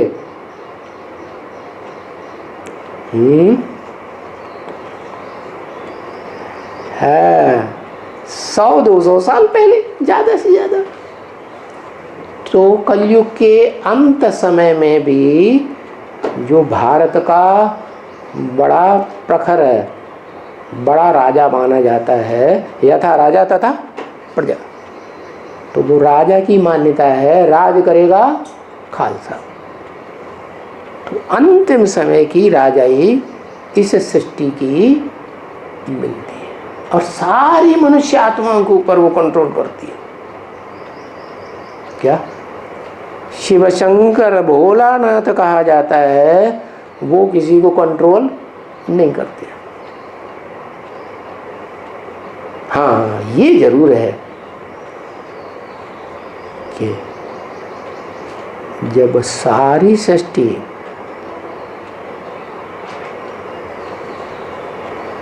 प्रकृति के टोटली कंट्रोल से बाहर हो जाती है, क्या प्रकृति का ही ध्वंस करने लग पड़ती है, बड़े बड़े एटम बम फूटते हैं, तो धरती माता का ध्वंस होगा या नहीं होगा? है, ध्वंस होता है, भयंकर ध्वंस होता है। तब फिर क्या करता है वो, है जिसका नाम है विनाशकारी देवता। कौन सा देवता? सबसे बड़ा विनाश करता है। इतना बड़ा विनाश कोई भी नहीं कर सकता, प्रकृति भी नहीं कर सकती। कौन करता है? 7 दिन का जो टाइम है, जो मूसलाधार बरसात कब होती है? जब इस सृष्टि पर जोर जोर से लगातार धाड़ पाड़, जैसे दिवाली पे आखिर में क्या करते हैं, सारे इकट्ठे झोंक देते हैं, सारे बम्बों को फुड़वाई देता है। अरे ये सारे बम कैसे फूट जाते हैं? 1945 के बाद आज तक तो किसी वैज्ञानिक में, या जिस एटम बमों की चाबी जिसके हाथ में हो, कंट्रोलर के, उनमें तो किसी में दम आई नहीं। तो ऐसा क्या होता है जो उनमें दम आ जाती है और वो फोड़ देते हैं, चाबी खोल देते हैं एटम बम फोड़ने के लिए? हाँ, वो शंकर है, योग बल से उनकी बुद्धि को प्रेरित कर देता है। क्या उसको क्या कहते हैं? वशीभूत करने की शक्ति, वशीकरण मंत्र। कौन सा मंत्र? उसको कहते हैं महामंत्र। ऐसा महामंत्र जपता है कि सारी सृष्टि खलास हो जाती है। तो नई दुनिया बनाने वाला भी वही और पुरानी दुनिया ध्वंस करने वाला भी वही, और शिव समान बनने वाला भी वही। जे ही जानो ते ही देव जनाई, और जानत तुम्हें हुए जाए। तुमको जिसने जान लिया वो तुम्हारे समान ही बन जाता है। तो वो एक ही है जो शिव को पूरी तरह जान लेता है और शिव ही बन जाता है, इसलिए उसका नाम शिव के साथ जोड़ दिया जाता है। तो उस शिव शंकर भोलेनाथ की याद के सिवाय कोई आत्मा पवित्र नहीं बन सकती। आत्मा अपवित्र बन गई ना, तो क्या करना पड़े? किसको याद करना पड़े? धर्म पिताएं कहेंगे हम भी उसी को याद करेंगे जो सदा पवित्र है, इस सृष्टि में आने के बाद भी वो पवित्र है, हम तो उसी को याद करेंगे। तो पवित्र बन जाएंगे? क्यों नहीं बनेंगे? क्योंकि कल पहले भी वो देह अहंकार में जन्म जन्मांतर रहे और उन्हें पता ही नहीं चला कि हम देह अहंकार में रह रहे हैं, इसलिए नीचे कर रहे हैं। और शूटिंग पीरियड में भी वो लंबे समय तक देह अहंकार में रहते हैं। क्या देह अहंकार? अरे हमारा पार्ट खुल गया, हम क्राइस्ट की आत्मा हैं, 200-250 करोड़ क्रिश्चियंस हमारे अंडर में चलते हैं। तो अहंकार आएगा कि नहीं? है अहंकार आता है, और लंबे समय तक अहंकार के कारण वो अपनी गद्दी को छोड़ नहीं पाते। गद्दी का अहंकार रहता है, अपने प्रजापितापने का अहंकार रहता है। तो शूटिंग पीरियड में भी लंबे समय तक अहंकार होने के कारण वो ज्ञान को उठाते ही नहीं। और जब ज्ञान अर्थात पहचान ही नहीं होगी बाप के स्वरूप की, तो याद कैसे करेंगे? निराकार को याद करेंगे क्या? अरे 2500 साल तुमने निराकार ज्योतिबिंदु अपनी आत्मा को याद किया, जानते ही नहीं थे, तो याद कहाँ से करेंगे? तो कमजोर पड़ जाते हैं। क्या बरबस ही उनको वो साकारी स्वरूप को ही माथा टेकना पड़ता है। इसलिए मुरली में बोला ये धर्म पिताएं पैगंबर भी आएंगे तुम्हारे सामने माथा टेक करके जाएंगे। तो बोला अगर अपवित्र न बन सकती आत्मा तो फिर सोना वही 9 कैरेट से तुम कोशिश करते ही, कितनी भी कोशिश करो बन ही नहीं सकते थे। किसके संग के रंग से बनते हो? जो 100% प्योर सोना, और प्योर सोने से भी बढ़कर सोने से भी जास्ती कीमती हीरा है। तो उस हीरे की याद से जो आत्माएं आत्मिक स्थिति में पक्का स्थिर हो जाती हैं, वो हीरे जैसी बनती हैं, और बाकी आत्माएं सोने जैसी बनती हैं। तो अगर नहीं याद करेंगे तो उसमें खाद बच जाएगी। किसको याद करने की बात है? सिर्फ निराकार को या सिर्फ साकार को है? अरे आत्मा सुख भोगेगी तो अकेली निराकार आत्मा सुख भोगेगी या साकार शरीर के साथ सुख भोगेगी? प्रवृत्ति में रहकर सुख भोगेगी ना। प्रवृत्ति में ही संतान पैदा होती है ना, प्रवृत्ति से ही सृष्टि चलती है ना। तो शिव निराकार और साकार मनुष्य सृष्टि का बाप आदम दोनों की प्रवृत्ति होती है, जिसकी यादगार शिवलिंग सारी दुनिया की खिदाइयों में मिला है। कहते हैं 5000 वर्ष पुरानी लिंग मूर्तियां भी मिली हैं। सबसे जास्ती तादाद में वो मूर्तियां मिली हैं। माना कोई दुनिया में ऐसा भी टाइम था जब सारी दुनिया ने उस निराकार स्वरूप की यादगार को सर्वोपरि माना था। तो वो याद नहीं करेंगे तो फिर खाद बच जाएगी बच्चे, तो फिर कुछ काम का नहीं रहा। क्या कहा? खाद बच जाती है। मान लो किसी ने बिल्कुल ही नहीं याद किया तो क्या होगा? 500-700 करोड़ में ही आत्मा के रूप में जन्म लेगा। क्या मक्खी मच्छर जैसे, वो भी नहीं, कीटाणु होते हैं, अभी आए अभी खत्म हो गए। जैसे पतंगे होते हैं ना, दीपावली पर रात में कितने आ जाते हैं, सवेरे को सब खलास। तो ऐसी आत्मा का पाठ बजाएंगे। ओम शांति।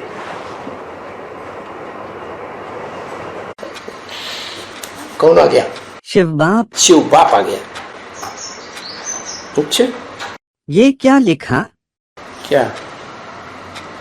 आज 100 है। ये तो कल का है। ये तो कल का है। ये आज चल। भ्रमित कर रहे हैं।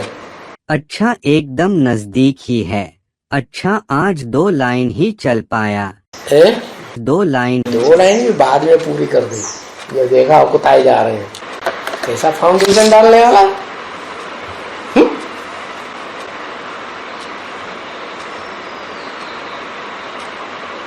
विदेश आते ही हैं दुनिया में बाद में। क्या? पहले तो सिर्फ उत्तर भारत होता है, विदेश माने समुद्र से घिरा हुआ। लंका का नाम खास लिया है। लंका में रावण का राज्य था। और लंका में रावण का राज्य था। ये विश्व पिता वाली आत्मा राम ही रावण बनता है तो विदेशों में पहुंच जाता है? सब बात के लिए, हर बात के लिए जवाब है। हर बात के लिए जवाब है। हर बात के लिए जवाब है। सब कुछ अपने ऊपर ले लेते हैं। ले लेते हैं अपने ऊपर, जैसे रविंद्र भाई कहता है, खुद ही भगवान बन के बैठ गया, सब कुछ अपने ऊपर ले लिया, है ना? देखो, है ना, सही बात कहता है। निश्चय बुद्धि आदमी है, बिना बेस के बोलता रहता है, सब कुछ अपने ऊपर ले लेता है। और रविंद्र भाई को इतना समझाया एमएल ने, मान भी गया, उस समय कन्विंस हो गया। फिर वहाँ लड़कियों ने फिर उसको उल्टा कर दिया। अभी कहाँ रहता होगा? है ना? अभी कहाँ रहता होगा? अपने ही मकान में रह रहे। उसमें तो ताला डाल दिया गेट पर ही। हमें रजिस्टर कराना है तो नीचे के पोर्शन में कोई ऐसी जगह नहीं जहाँ। जब मेन गेट में ताला लग गया फिर क्या? गेट में ही सील कर दिया तो मेन गेट ही सील कर दिया ना। अच्छा, मेन गेट ही सील कर दिया। मुझे मालूम नहीं उधर कोई दूसरा रूम कहीं है। उसको क्या, उसको किसी ने सहारा दिया ही होगा ना। यही लोग ढेर सारे बैठे हैं ना, विरोधी लोग। विरोधी लोग ढेर सारे बैठे हैं ना। कहाँ? कलकत्ता में। तो कोई ना कोई उनको अकेले व्यक्ति को शरण देने में क्या बात। कलकत्ता में विरोधी किस लिए बैठे हुए हैं? कलकत्ता में क्यों विरोधी है? कम्युनिस्ट। कारण क्या है? कम्युनिस्ट, नास्तिक। नास्तिक। वहाँ के लोग कम्युनिस्ट क्यों, कमीन क्यों है? क्योंकि वहीं से बाप की प्रत्यक्षता होती है। क्योंकि वो मछली खाना नहीं छोड़ते हैं। सागर में मछलियाँ बहुत रहती है ना, 16,000। हाँ जी। क्या? तो उन्हें खाना है, और जितनी ज्यादा मछली खाएगा उतना ज्यादा मांसल दे अभिमानी बनेगा। क्योंकि मछली में हड्डी तो होती ही नहीं। दे अभिमानी होता है। हड्डी नहीं होता मछली में, बहुत थोड़ी होती है। बहुत से तो बंगाली कहते हैं, भगवान आए चाहे कोई आए, मछली हम नहीं छोड़ सकते। हाँ, पंडित भी मछली खाते हैं। हाँ, मछली खाते खाते हमको ज्ञान में चलने दो तो हम चल पड़ेंगे। क्लास में आने दो तो हम आते रहेंगे। ढेर सारे ये भी तो होंगी जो बोलेंगे ही नहीं और खाते रहेंगे घर में चोरी से। खाते रहते हैं, ये भी तो होंगे। वो उनका और ज्यादा नीचा पद। चलो, कम से कम बोले वो बात। दूसरा, जो नहीं बोलकर चोरी छुपे खाते रहेंगे। बताया ना, साफ दिल तो मुराद हासिल। दिल साफ नहीं है तो जो भी मुरादें की जिंदगी है वो मिलेंगी कैसे? सफल कैसे होंगी? चलो दोस्तों अपनी बात पूछो।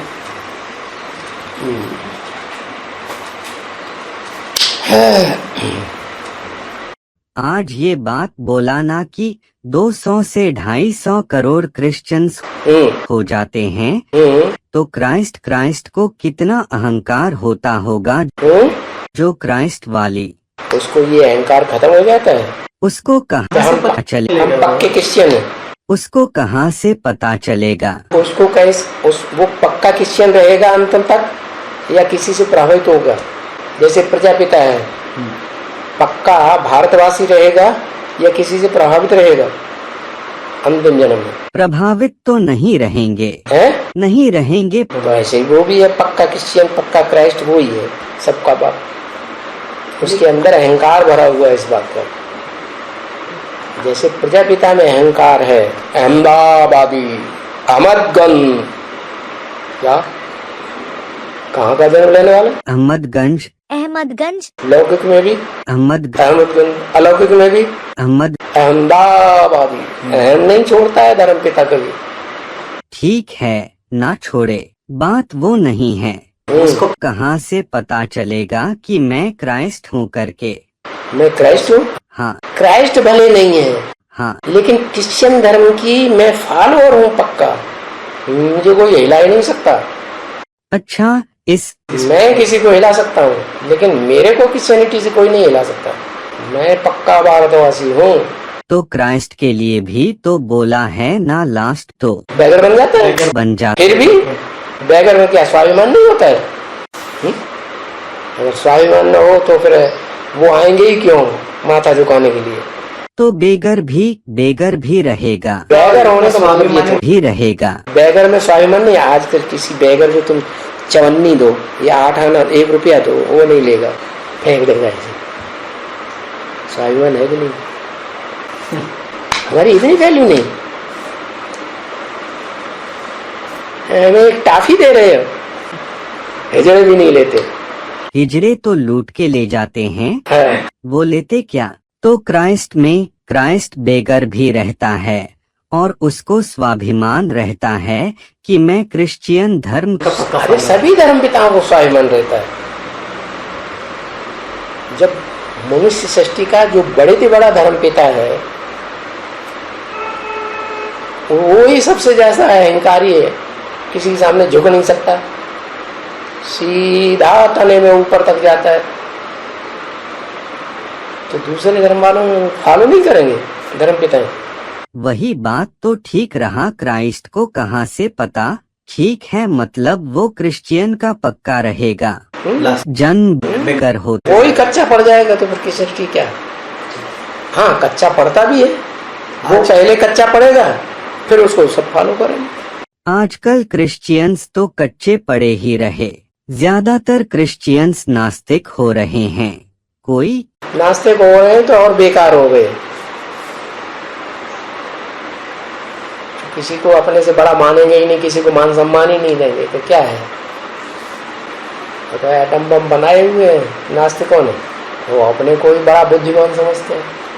और बाबा वो आज ये बात आया ना, 1945 के बाद बम विस्फोट, किसी के अंदर हिम्मत नहीं हुआ। बम विस्फोट, हिम्मत ही नहीं है किसी को। सुनिए, बम विस्फोट तो हुआ है, अरे क्या बम आबादी के ऊपर नहीं किया है। बम विस्फोट तो बहुत बार हुआ है। अरे बात है विनाश करने की, हाँ, लोगों को नुकसान पहुंचाने की। हाँ, वो नहीं कर पाए। ऐसे समंदर में जाके फिर छोड़ दिया, उससे क्या होता है? हाँ, समुंदर में किया, विनाश हो गया क्या? रेगिस्तान में किया, कहीं जंगलों में है। बात तो विनाशकारी चीज की है। वो तो प्रयोग करने के हिसाब से विनाश कितना किया? नहीं, विनाश वैसे आबादी के ऊपर नहीं किया। जनसमूह हाँ धमकी देते रहे टाइम पर। तो छोटा सा छोटा देश भी धमकी दे रहा है। आज ये बात बोलाना, राज करेगा खालसा बोलते बोलते कि उनका मान्यता केवल सिखों में रहता है, इसीलिए जो आखिरी राजा रणजीत सिंह करके बोलाना। तो रणजीत सिंह को प्रकृति राज करेगा। खालसा के साथ क्या ताल्लुकात? वो सिख धर्म का नहीं था, सिख धर्म का राजा नहीं था, राजाएं तो सिख धर्म को नहीं मानता था, राजाएं तो ढेर सिख धर्म को हाँ ढेर सारे कहाँ हुए हैं राजा हैं? उस समय तो थे ना सारे। सिखों में बताओ कौन कौन से राजा हुए? सिखों की बात नहीं कर रहा, सिखों की बात हो रही है। तो रण कोई अंतिम धर्म है आस्तिक, हाँ ठीक है, आस्तिकों में अंतिम धर्म है सिख, ठीक है, और कोई आस्तिक धर्म उसके बाद आया ही नहीं। हाँ सही बात है, तो आस्तिकों में ये आस्था है हाँ कि जो खालसा है, खालिस रहने वाला, हाँ वो राज करेगा सारी सृष्टि, तो और वो है खालिस। वो रणजीत सिंह सारी सृष्टि पर कहाँ किया? फिर रणजीत सिंह की बात हो रही है कि रणजीत सिंह इस बात की मान्यता भरी हुई थी उसके अंदर हाँ कि खालसा है कोई जो सारी दुनिया में राज करता है। तो ऐसे तो नहीं कि रंजीत, ऐसे तो नहीं ना, रंजीत का पाठ राजा की बात हो रही है, सारी दुनिया में राज करता। रणजीत सिंह सारी दुनिया में राज करता था, जो अपने खालसा समझेगा नहीं। अच्छा दूसरी बात है, आज ये भी बोला प्रकृति को तो सारे लोगों ने पोल्यूट किया द्वापर कलयुग से, द्वापर युग से। हाँ, और उसको कभी राजाई मिली नहीं है। कहाँ मिली? तो मिली किया है तो अधीन किया है ना। तो कभी भी वो राजा नहीं बनती है क्या? क्या बनती है? लास्ट जन्म का लास्ट मणका है, तो उसे सबसे कम राजाई मिलेगी कि सबसे ज्यादा राजाई मिलेगी? तो रानी सबसे ज्यादा पुरुषार्थ करती है, सबसे कम पुरुषार्थ करती है? कम है कम। सबसे कम तो राजाई भी कम पाएगी ना। तो जो झांसी लक्ष्मी बाई का पाठ उनका है जो बोला जाता है। हाँ, तो लास्ट में मिला ना। लास्ट में मिला तो वो भी थोड़ा सा वो भी आधीन कर लिया है। कोई पार्ट है वो भी राजा तो गंगाधर राव था, वो थोड़ी राज करती थी, थोड़े समय के लिए मर गया तो थोड़े समय कंट्रोल कर लिया लड़ाई लड़ने के लिए, बच्चे को बचाने के लिए। तो प्रकृति को 63 जन्म द्वापर कलयुग में राजाएं मिलती नहीं है। नहीं मिलती है, इसलिए आस रहती है। सच्चाई को तो मानती है, सच्चाई को मानने वालों में तो सबसे आगे गई। इतना तो तन मन धन स्वाहा किसी ने नहीं किया लंबे समय तक, जितना उसने किया। और इतना ज्यादा संघ का रंग भी तो किसी ने नहीं लिया। संघ का रंग तो किसी ने तो उसको उजूरा नहीं मिलेगा। और उसने सबसे जास्ती याद भी तो किया विनाशी चीज को शुरुआत से। विनाशी चीज को मतलब है? विनाशी चीज मतलब देह विनाशी नहीं है। अच्छा हाँ, विनाशी देह को भी याद किया, और जब संपन्न बन जाती है, ज्योतिर्लिंग बन जाती है, तो उसको भी याद करती है। हाँ, उसको याद करेगी तो नजदीक आ जाएगी। और आज एक बात आया ना कि जो बादशाही है वो कलयुग का बादशाही लेने में क्या है?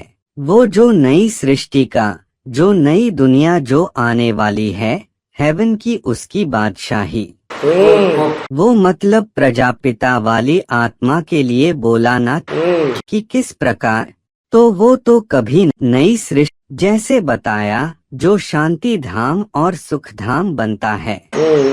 तो बनता है शांति धाम तो हमेशा है ही है, बनता कब? वो नहीं, जो स्थूल रूप में जो सुख साकार स्वरूप हो, जो सुख धाम और शांति धाम दिल्ली में और माउंट आबू में जो स्थापना होगी, तो वो तो शांति धाम में रहने वाले हैं। कौन? जो बाप का पाठ है शांति धाम रहने वाला। तो उस समय क्या दुखधाम होता है? सृष्टि में तो दुख। जब बाप है हाँ, वहाँ रहने वाला, हाँ, कहाँ का? विष्णुलोक का। हाँ, तो विष्णुलोक में क्या दुखधाम होता है? नहीं, दुख नहीं रहता है, लेकिन सुख धाम तो हाँ, सुखधाम भविष्य में आएगा। तो जो हेवन की बादशाही लेने, जो जन्नत का बैकुंठ का जो गायन है, वो बैकुंठ को मानते तो सभी हैं, सभी धर्म वाले, नास्तिकों को छोड़ के। नास्तिक तो वो जो हेवन है, वो जो हेवन जो स्थापना होगी। हेवन नाम तो उन्होंने हेवन दिया है, लेकिन वो तो विन करने के हिसाब से दिया है, जिसने जीत लिया है सो हेवन। जीतने वाला तो वही हुआ। उस वैकुंठ लोक को तो, जन्नत को तो सभी मानते हैं, सभी धर्म वाले मानते हैं, हिंदू भी मानते हैं, देवताएं भी मानते, देवात्मा भी मानते हैं, ऋषि मुनि भी मानते हैं। तो उनकी नजर में सबसे ऊंच है ही, वहां पहुंच नहीं है उनकी। तो जो वैकुंठ जहाँ स्थापन होगी है, वहाँ पे तो विष्णु जी का राज्य रहेगा। विष्णु के अंदर रह कहाँ, भुजाओं को चलाने वाला कौन है वो? हाँ वो ही है, फिर लेकिन वो शांति धाम में रहने वाली है ना। कौन? चलाने, भुजाओं को चलाने वाले वो परम ब्रह्म है, शांति धाम वो नहीं। ब्रह्मानंदार्य में परम ब्रह्म है। जो जैसा ब्रह्मा वो वैसा विष्णु, वो वैसा शंकर। ब्रह्मा सो विष्णु। और बताया ना जो है, वो जो अव्वल नंबर पाठधारी के लिए बताया ना, है, जिसमें शिव प्रवेश करते हैं, है। वो नंबर 1 सत्य भी है और असत्य भी है। असत्य भी है। असत्य किस हिसाब से? झूठी दुनिया से मुकाबला करेगा तो झूठ का मुकाबला नहीं लेगा, वो साथ नहीं लेगा। सठे साठ्यम समाचारी नहीं, नंबर 1 असत्य किस हिसाब से? वो तो सदा सत्य ही रहने वाला है ना। हिंसा को सत्य कहा जाता है क्या? असत्य कहा जाता है? नहीं, देखिए सत्य को हिंसा के साथ किस तरह से जोड़ा जा सकता है। दुख देना हिंसा है, वह सत्य है या असत्य है? उस असत्य। तो सबसे बड़ा असत्य हुआ कि नहीं? तो सबसे बड़ा हिंसक भी है और सबसे बड़ा अहिंसक भी है। नहीं, हिंसक अहिंसक अलग बात है। अरे अलग बात क्यों? असत्य कैसे है? वही तो असत्य, दुख देना ही तो असत्य है, झूठ है, पाप है। राम ही रावण बनता है। रावण बनता है। इसलिए असत्य बोला है। दुख देते हैं लास्ट में, इसलिए ऐसा जो नहीं करना चाहिए सो करता है। तो सुखधाम स्थापन करने वाला हुआ? नहीं, विनाश। सुखधाम स्थापन करने के लिए तो विनाश कर रहे हैं ना। लेकिन दुखधाम का विनाश करता हुआ भी नहीं। नहीं, जो किसी ने नहीं किया वो किया। विनाश नहीं करेंगे तो फिर सृष्टि बदलेगी कैसे? हाँ, तो विनाश करने वालों में, दुख देने वालों में सबसे बड़ा दुखदाई हुआ या नहीं? हाँ हाँ जी है। खुद भी दुखी होता है। अपनी रचना को मारना पड़ रहा है। हिमगिरी के उत्तम शिखर पर बैठ शिला की शीतल छा, एक पुरुष भीगे नैनों से। क्यों भीगे नैनों? क्यों रो रहे हैं? ऐसे कर्म काहे के लिए किए? देख रहा था प्रबल प्रभात, अकेला रह गया। 76 तक भी अकेला रहेगा ना? 76 तक अकेला ही रहेगा ना? 76 तक?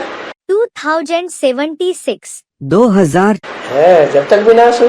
2076 की बात कर रहे हैं। अरे जड़ प्रकृति भी तो है। नहीं है, उसको भी सतो प्रधान बनना है। उसको भी तो सतो प्रधान बनना है। 40 साल अकेले रहेंगे। अरे चैतन्य आत्माओं को सुधारने के लिए कितना टाइम दिया है? 40 से 50 है? 40 से 50 साल। कितना?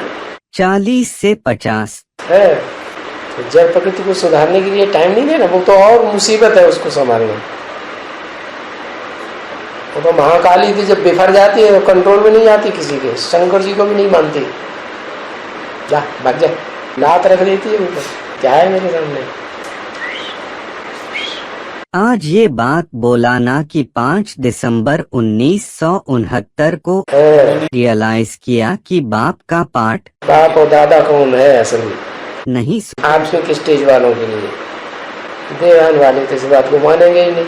नहीं, शिव और शंकर ये तो बाप दादा हुए ना।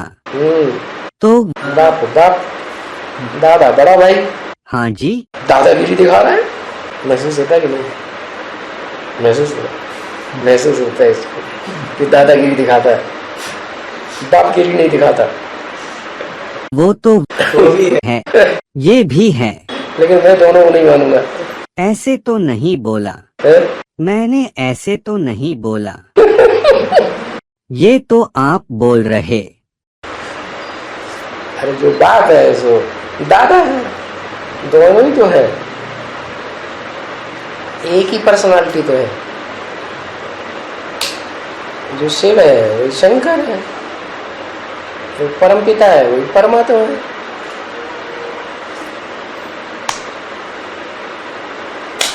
अलग कहाँ है? जो बाप है सो टीचर है, वही सदगुरु है। तीनों है तो एक ही। हाँ, अभी सदगुरु का पार्ट नहीं है।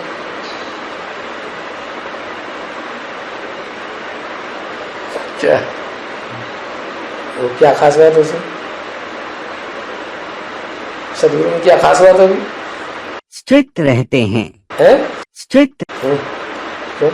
मार्शल स्ट्रिक्ट नहीं होता है।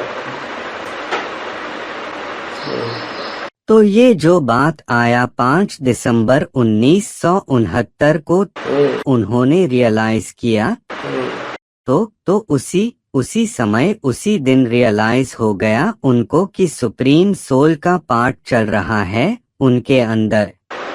गलत बात।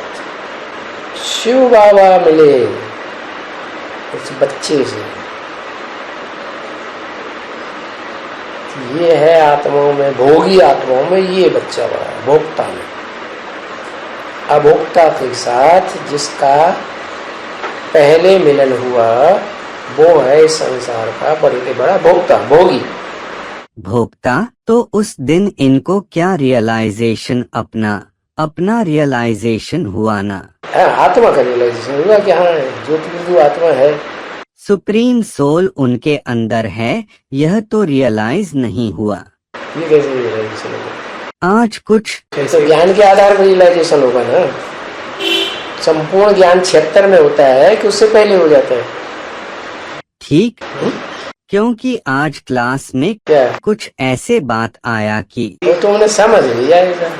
और ये बोला ना कि ऊपर से आने वाले जो है वो जितना पावरफुल धर्म पिता है उतने पावरफुल देवात्मा में प्रवेश करेंगे करेगा करके। तो फिर ये क्यों बोला जाता है कि इब्राहिम जब आता है तो उस समय जो सबसे ज्यादा कमजोर हो जाते उसके अंदर प्रवेश करता है, उसको कैप्चर करता है।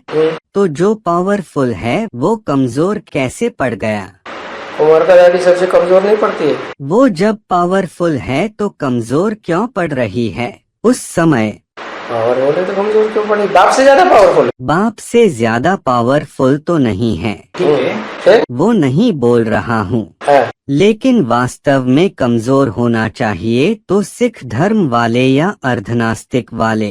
अरे कोई नंबर होगा ना, नंबरवार ही होंगे ना, नंबरवार धर्म पिता है तो नंबरवार आधार है। तो ठीक है, ऐसे थोड़ा ही अजर्रा चलता है कि कोई किसी में प्रवेश कर जाए। नहीं कोई, वो भूत प्रेत भी तो सब में प्रवेश नहीं करते। नहीं कोई किसी में प्रवेश करे यह नहीं बोल रहा हूँ। मतलब किसी को भूत प्रवेश करते हुए देखा ही नहीं आज तक है?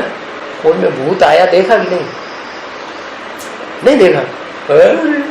आओ ये इधर एडवांस पार्टी में है? जो 1-2 लोगों में प्रवेश होता है बस उतना ही है? इन्होंने देखा है? मैंने देखा। है। तो गुलजार दादी प्रवेश करते हुए नहीं देखा तो फिर तो सूक्ष्म शरीरधारी तो है, कोई अच्छे किस्म के कोई बुरे किस्म के। सेंटर में भी देखा है? मधुबन में देखा बोल रहे। वो तो सब बोलते हैं उनमें आज्ञा भूत। उसे भूत आता देखा? हाँ वो चिल्लाती थी। हाँ वही जब उसे भूत आता है तो उल्टा पलटा काम करती है, उल्टा पुल्टा काम करती है। उसे खुद ही महसूस होता है मैं ऐसी नहीं थी, और शांत चित्त है वो आत्मा। जब भूत आता है तो भयंकर हो जाती है। और एक बहन में देखा वो बोल रहे भाग गई। भूत प्रेत आते ही है भगाने के लिए। हाँ। तो बाबा यही बात है, इब्राहिम सबसे ज्यादा पावरफुल है, वो कमजोर क्यों पड़ता है? द्वापर में कौन इब्राहिम कमजोर पड़ता है? वो जिसमें प्रवेश करता है। वो आ गई ना। कुमार का दादी की उसकी बीज है कोई की नहीं है? है? फिर बीज में तो पावरफुल आत्मा है।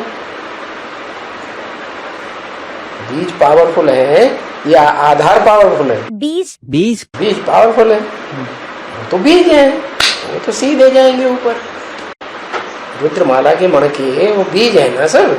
रुद्रमाला के मणके की बात नहीं है। भाई बात क्यों नहीं है? वो उनको कोई क्रॉस करेगा? उनको ऊपर कोई सवेर का दूसरे धर्म का प्रवेश करेगा क्या? नहीं माना धर्म पिता जो है वो आधार में प्रवेश आधार में प्रवेश करते हैं। तो आधार कुमार का दादी है ना। आधार कुमार का दादी हो गई ना। तो कम माया बेटी तो कमजोर क्यों होते हैं? जब सबसे ज्यादा पावरफुल है तो सबसे ज्यादा पावरफुल धर्म है तो आँख लड़ाई भी नहीं। दादी टोली देते समय देखती आंख में आंख डाल करके देख रही कि नहीं, ये इसको विश्व से ये शंकर पार्टी में चली गई, निकालो इसको।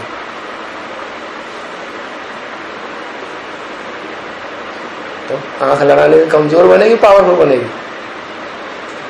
और क्या पता उसका नाम शास्त्रों में तो अहिल्या है। तो इंद्र जी महाराज ने कर दिया वो बराबर, ऐसे ही मान मर्तबा देते थे।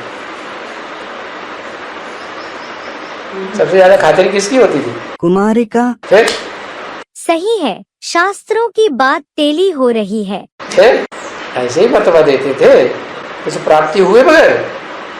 ठीक है। इंद्र पसंद करता था लेकिन अहिल्या की शादी गौतम ऋषि। गौतम ऋषि तो उधर इंद्र ब्रह्मा बाबा हो गए ना। है? ब्रह्मा बाबा हो गए ना इंद्र। उल्टा पलटा सोच विचार किसका चलता है? हाँ, डरपोक है। आज ऐसा ऐसा उल्टा पलटा सोचने वाला, ऐसा ऐसा उल्टा पलटा कर्म करने वाला राजयोगी कहा जाएगा? तो भोगी है, हार्ट फेल हो गया। फिर देखो सारे देवता है उसके अंडर में, सूर्य देवता भी उसको अंडर में रहा। उसके अंडर में कैसे? क्यों? जब बेसिक में था तो अंडर में नहीं था। जय सिया राम। हाँ, लेकिन साकार में थोड़े ही थे। साकार में नहीं था? कहाँ थे? क्या माने तुम साकार को ही मानोगे, वो आकारी और निराकारी आत्माओं को मानोगे ही नहीं? नहीं, साकार में आए तो मान्यता होती है। हाँ, तो आकारी आत्माओं को मानना नहीं है। वो आकारी भी बनेगा तो शंकर जी के। और आकारी आत्मा के डायरेक्शन में नहीं चल रहे हैं, अव्यक्तवाणी को मानते नहीं है? मानते हैं। अब ब्रह्मा सूक्ष्म वतनवासी होता नहीं है क्या? हाँ, होता है।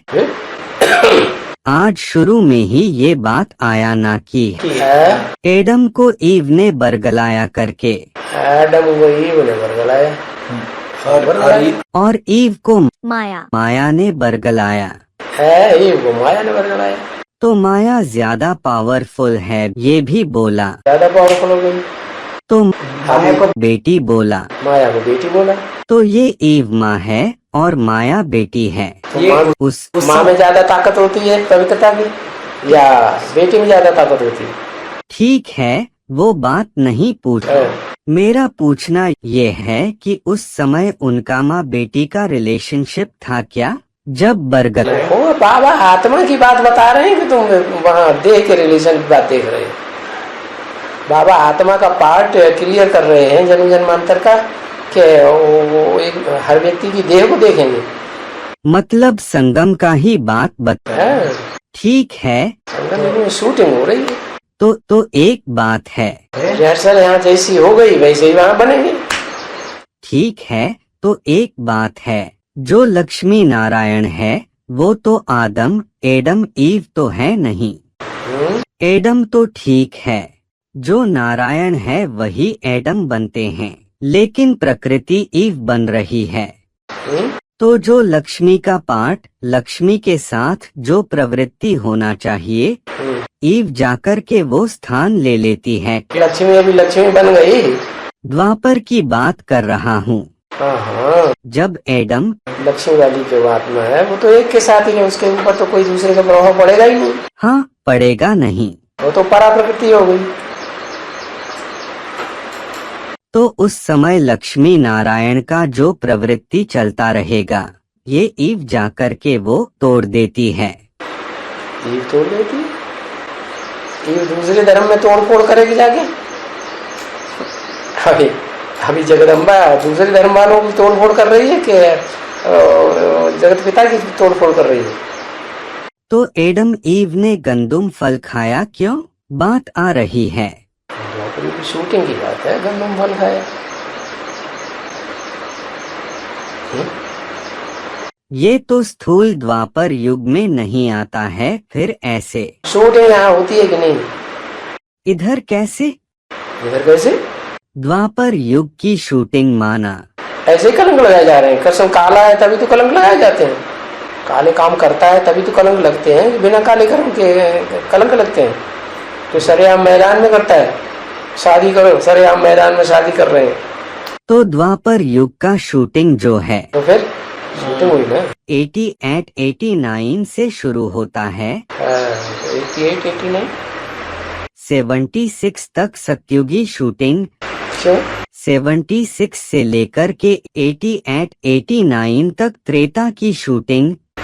तो 89 में ऐसा क्या हो गया शूटिंग? 89 में त्रेता युग प्रत्यक्ष हो गया। त्रेता युग ब्रह्मा बाबा का आना बंद हुआ 1 साल। हाँ तो त्रेता कंप्लीट हुआ ना, है तो ठीक है।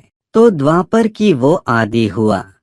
याद हो गई तो उस समय 1 साल रूम का जोड़ा तो 90 साल आ गया। ठीक है, तो उस समय क्या हो गया ऐसे दोनों युग का? 90 के दशक, 90 के पीरियड में क्या हो गया, करना क्या है? नहीं, मतलब इधर शूटिंग पीरियड में। जो बात में आ जाती है दूसरे धर्मों की। अच्छा, और बहनें जो सरेंडर हुई हैं 8, 9, वो सरेंडर होती नहीं है पावरफुल बहनें, तो उससे पहले कोई सरेंडर हुई? उससे पहले केवल जगदम्बा ही थी 83 से लेकर के। तो वो तो कमजोर पड़ गई ना शुरुआत से। अरे वो तो कमजोर पड़ गई ना।